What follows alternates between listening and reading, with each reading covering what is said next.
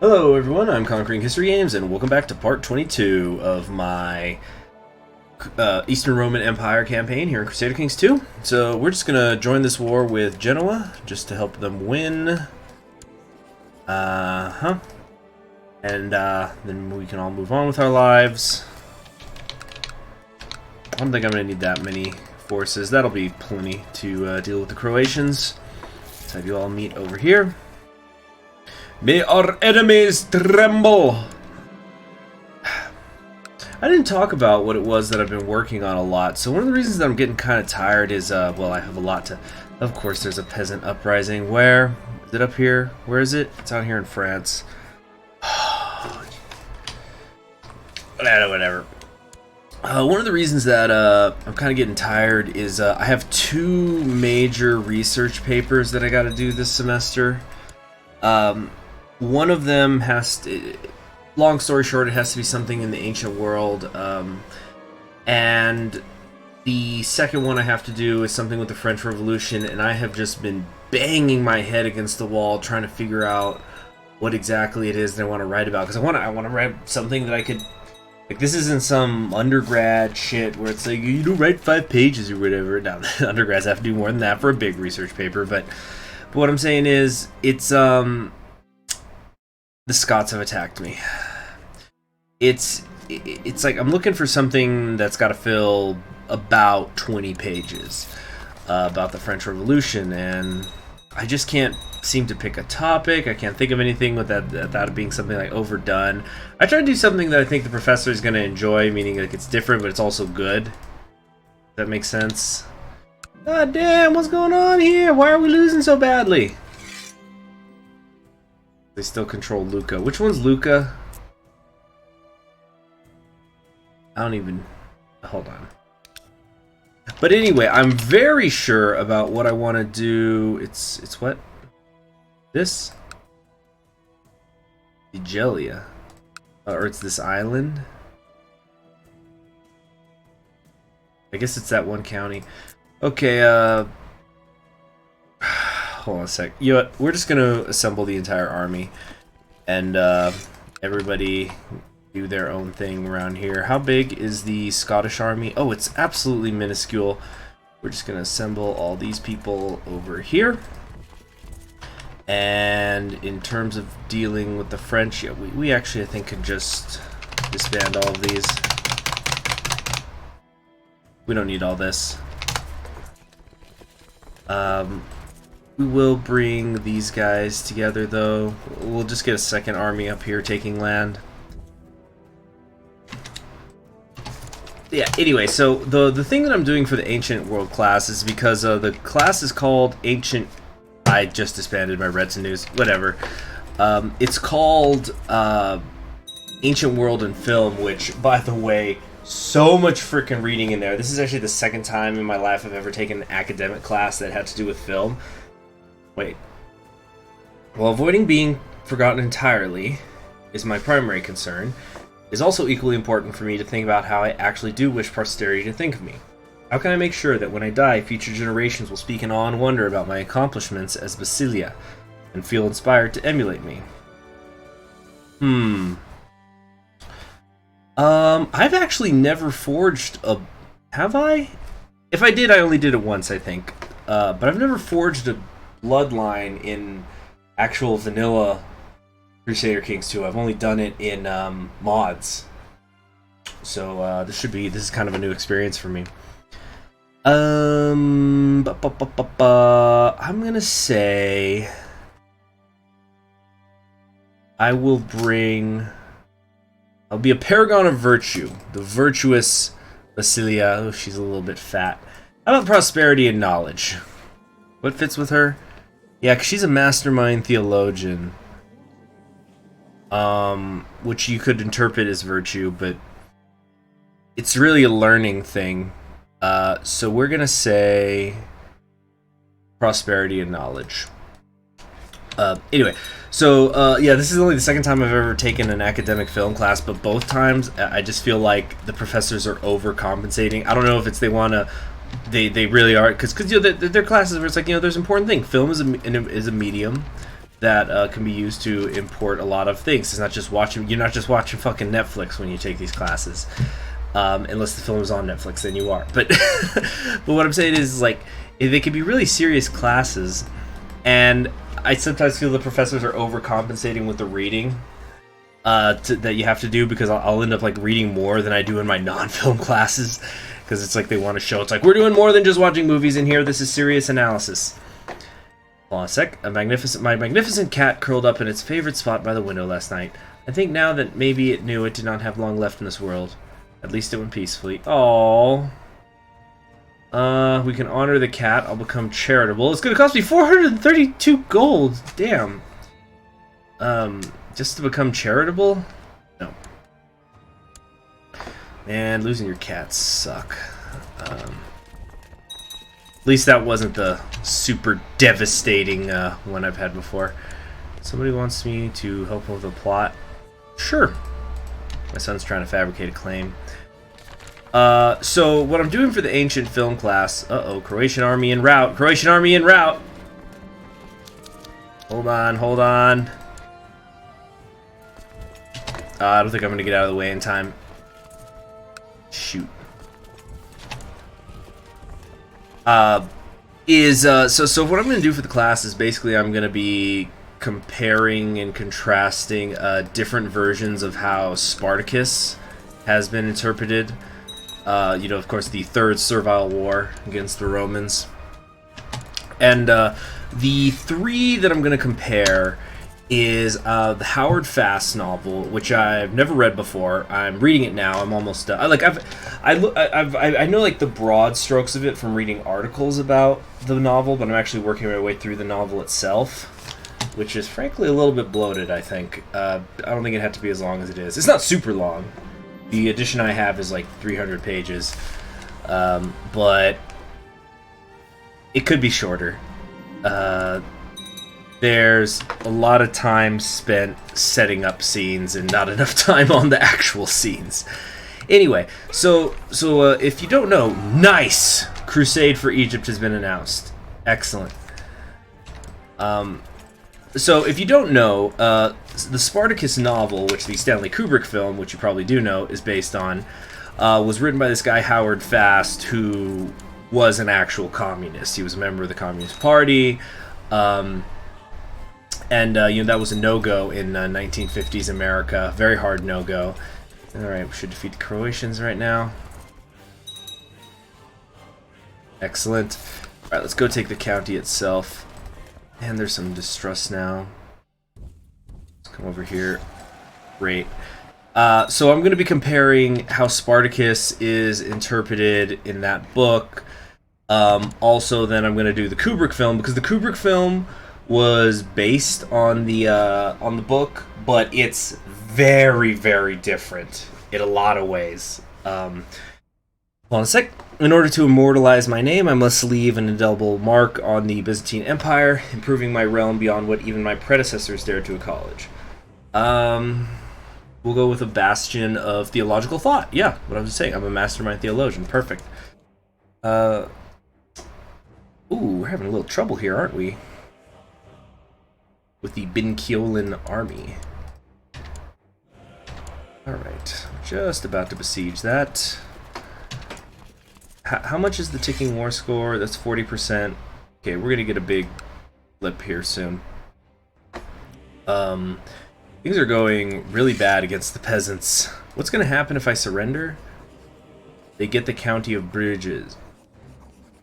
I don't like that. Is this a 7 holding?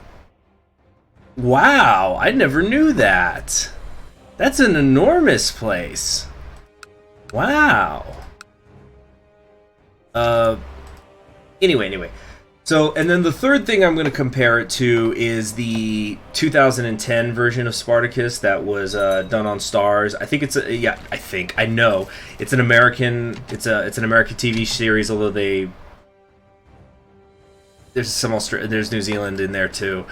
But basically comparing things like the different, like how is Spartacus himself interpreted as a man?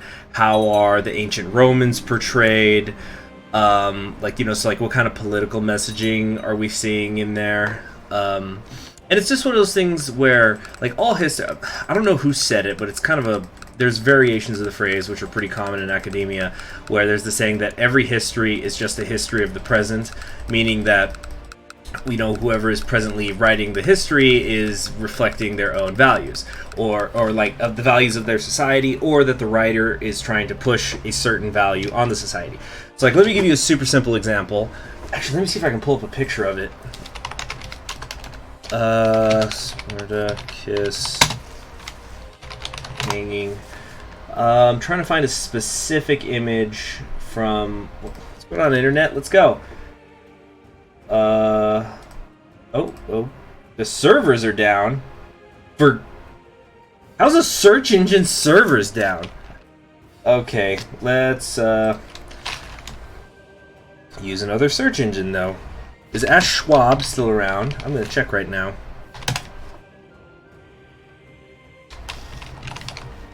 What the hell? Okay. Spartacus. Sorry for the intermission. I'll make this an extra long episode. Okay, drama.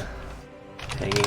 Okay, so for example, in Kubrick's Spartacus, there is a black gladiator. I'll keep playing while I talk. There's a black gladiator who he fights named Draba, and Draba was played by this actor. What was his name? I need to know this stuff. I'm trying to write a paper about it. It's Henry. Excuse me, Henry Simmons. Yeah, Henry Simmons. Right. No, not Henry Simmons. Woody Strode. That's it. It was way off. Woody Strode. So Woody Strode was this guy who he was like he like broke racial barriers. Like, he was one of the first black NFL players. It was him and another one, I think, that they in the same season were on NFL teams.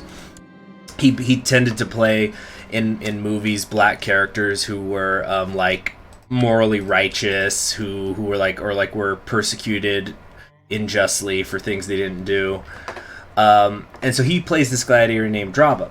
Now, Spartacus was filmed over 2 years, like 58, 59, and released in 1960. Time out. In order to make Constantinople a center of theological discussion, I must invest some resources to find notable scholars, acquire treaties of past theologians, and find the infrastructure needed to host both. It will not be an easy or cheap endeavor, to be sure. 1,500! Well, I got the money. Why does it cost me piety? Oh, I guess I have to be religious to be able to do that. So it's like, that's actually kind of cool. I like that as a role-playing device, where it's like, you can't say, oh, I'm going to forge a really religious bloodline. It's like, you are the son of Satan and not pious? I don't think so. Okay, I'll try to lead the search personally. Stop pursuing the path. No, we're gonna do it. Yeah. 1,500 gold. This better be one hell of a bloodline. I don't know if that makes it more powerful, the bloodline, or not. Okay, that peasant revolt is done. What is all this going on here? What is this nonsense? Holy Roman Empire took a piece of Sicily. God damn it. Angevin claim. So these are just some internal strifes, I guess. Anyway, so this guy Draba, spoilers for the movie, for a almost 70-year-old movie. Wait, no, that math was completely wrong. For an almost 60-year-old movie.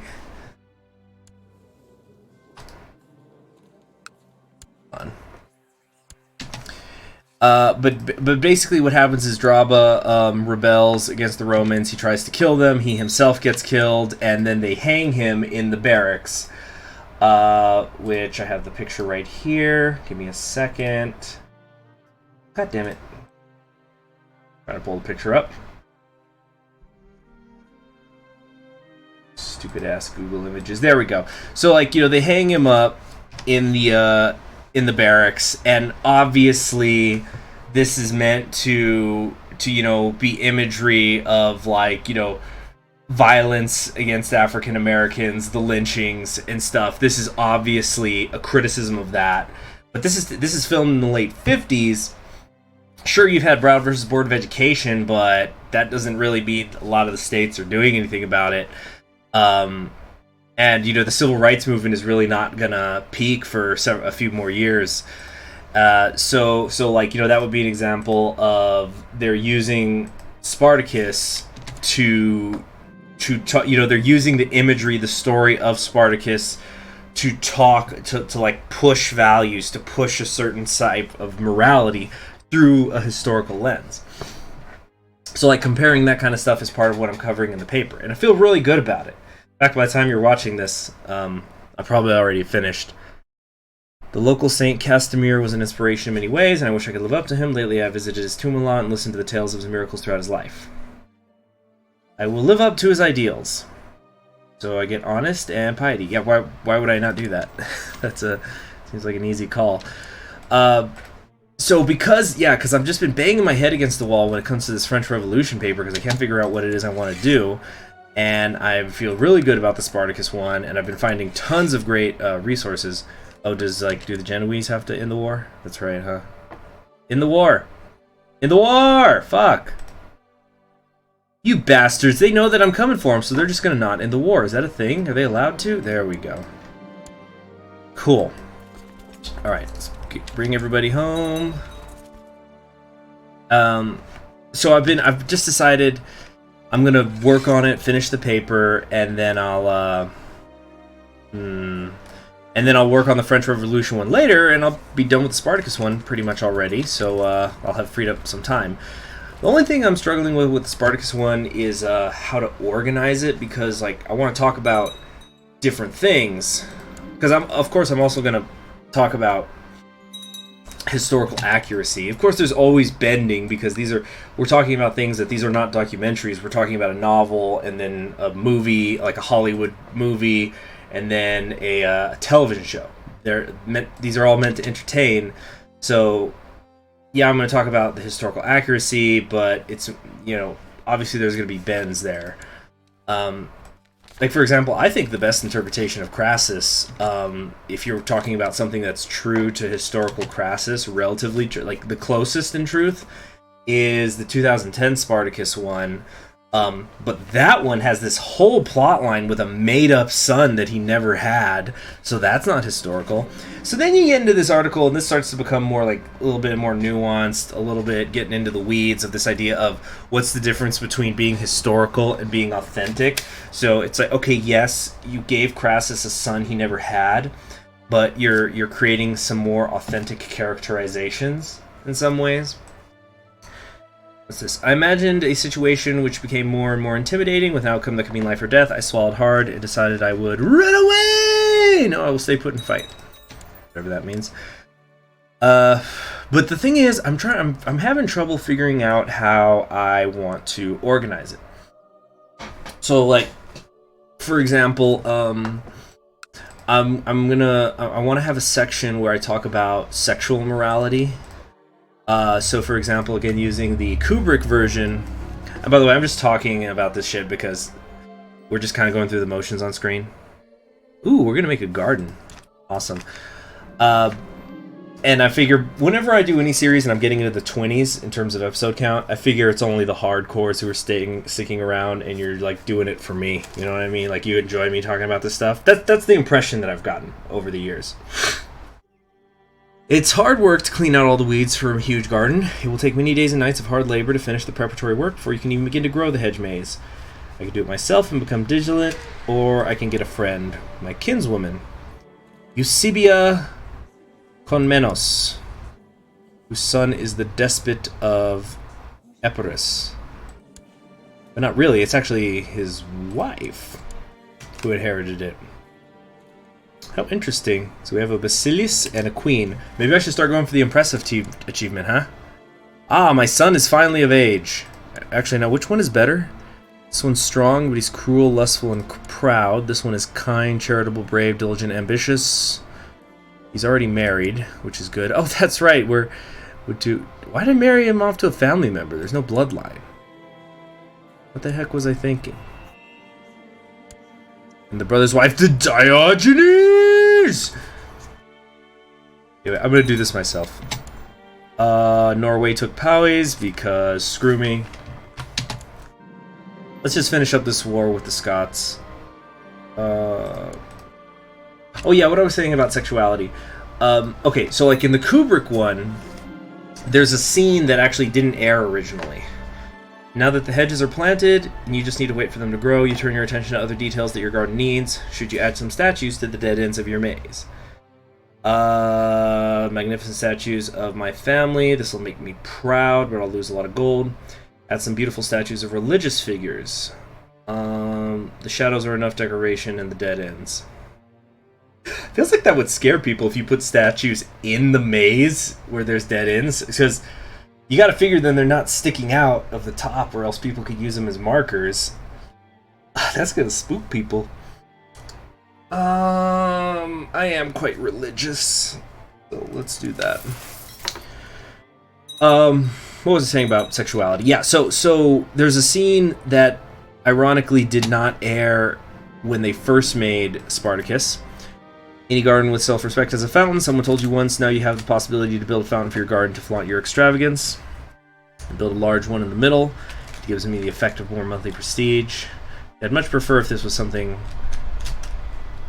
yeah, let's do it. I've got a lot of money I'm not using, so we'll do it. I'd like it, though, if it was something more permanent.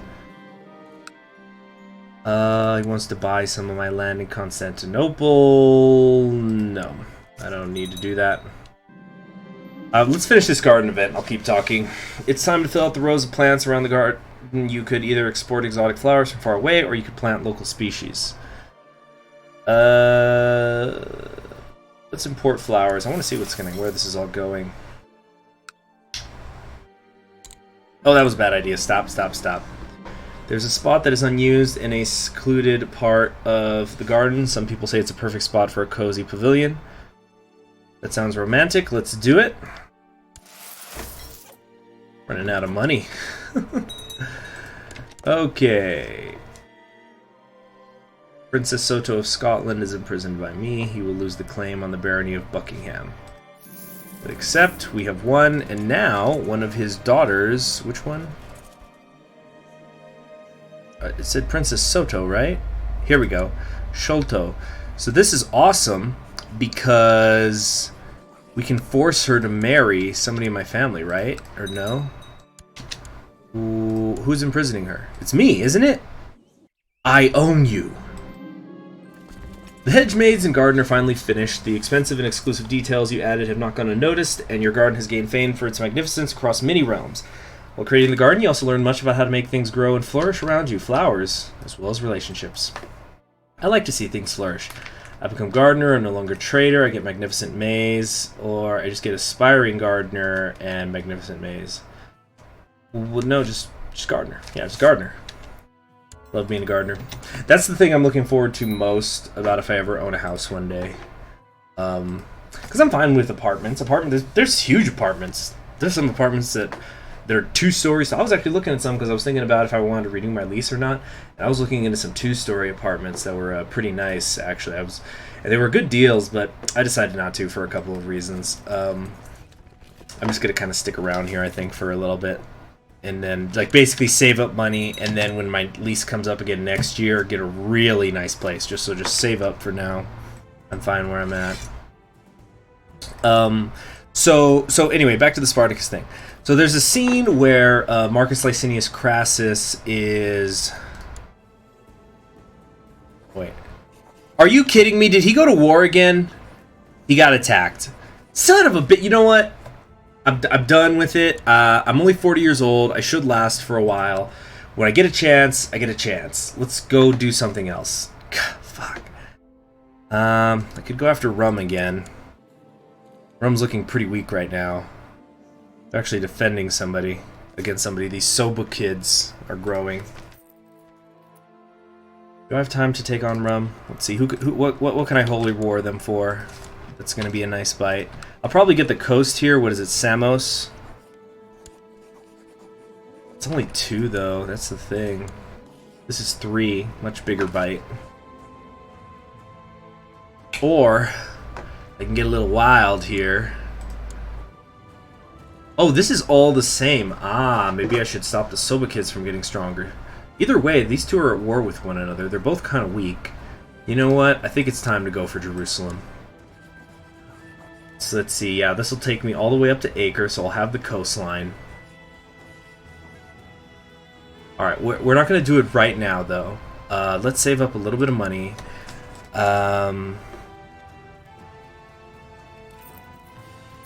We're gonna... What do we want to do here? Go after Serbia. Keep forgetting to do that.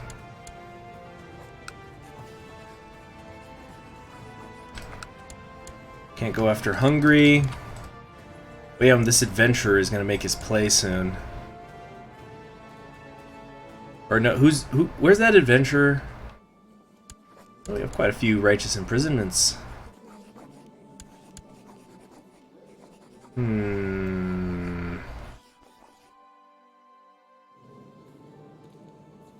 Wait, everybody loves my brother. Except for this guy. Some Irish dude.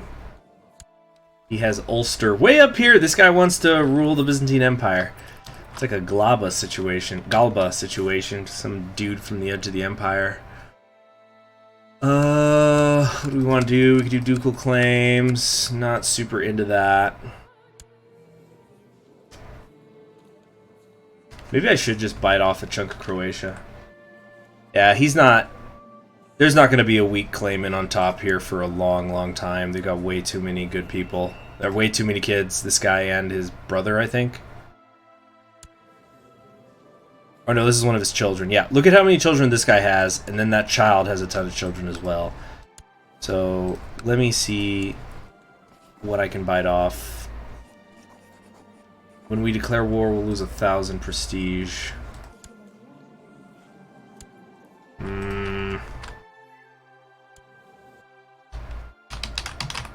Let's just wait. Let's just wait. Because I don't want to start a war right before the episode's going to end. Okay, let me finish the fucking story. So, there's a part where Marcus Licinius Crassus is talking to a slave, and it's called the snails and oyster scene, and they're just having a discussion, and basically it's Marcus Crassus saying, "I'm bisexual, and just so you know, I'm probably gonna fuck you." He's talking to his male slave. That's the obvious implication, right? Hold on. Let's put this... Let's look at the de jure duchies. I don't have Milan. I'm gonna need that. Or how about we sow to some dissent? But the ironic thing was that that scene was put in there to make Marcus Licinius Crassus more villainous, because it's like, oh, he's bisexual, he's sexually deviant, so he's bad. But the ironic thing was that it got cut, because like, no, you can't put a bisexual character on the screen like that. That's not allowed. So that version wasn't put into the movie unless you get the version that was made, any version that was made after 1994. But then in the the 2010 one, there's like homosexual couples who are on the side of the rebellion, and the morality is less about if somebody's like gay or straight, or this idea of no sex before marriage now, and the sexual morality is more divided into, okay, are you in a good, healthy relationship, or are you in a bad one? So like all the best relationships, like they'll have sex, but it's clearly just part of being something more intimate. There's clearly love there. And so that's more like Spartacus and his wife in the first season, like in the first episode, excuse me. Like you see them having sex, but it's not really pornographic. It's like it's clearly they enjoy having sex, but they're also a good couple. And then like the evil Romans in the show, they have to rape, they have to do violent things, and so they're more like deviant, and so that like their sex isn't based in love. Their sex is like animalistic and bad and violent. So like, there's clearly a different type of morality being shown, where it's like the Kubrick one, it's like, him and Verinia, like they have to get quote unquote married. They have to act as husband and wife before they have sex and have a kid. But like, you know, in the new one, people aren't getting married, but they are in like loving relationships, and so that's good. Hold on. After years of careful planning, Bourgeon from the county declared he's gonna. So this guy's gonna go carve out a kingdom. He is going to go get Ulster. Don't I own Ulster? Maybe it's the rest. Oh, it must mean this Ulster. The rest of Ulster. Okay, that's interesting. Well, anyway, in the next episode, which I'm gonna record it right now, I think I'm gonna go after Jerusalem. Yeah, because the Abbasids are dealing with this crusade, so they're not really gonna be much help. I think we could do it right now. Like, of course, because it's a holy war, the rest of these Muslim nations are gonna pop up, but I think we can get Jerusalem, so that's going to be a huge one. See you then. I'm Conquering, and I hope that you all enjoyed, or at least were mildly intrigued or interested by me just going on about this friggin' paper I'm trying to write. But I'm trying to figure out how to organize it. That's the thing. I guess I'm just venting. See you around. Bye.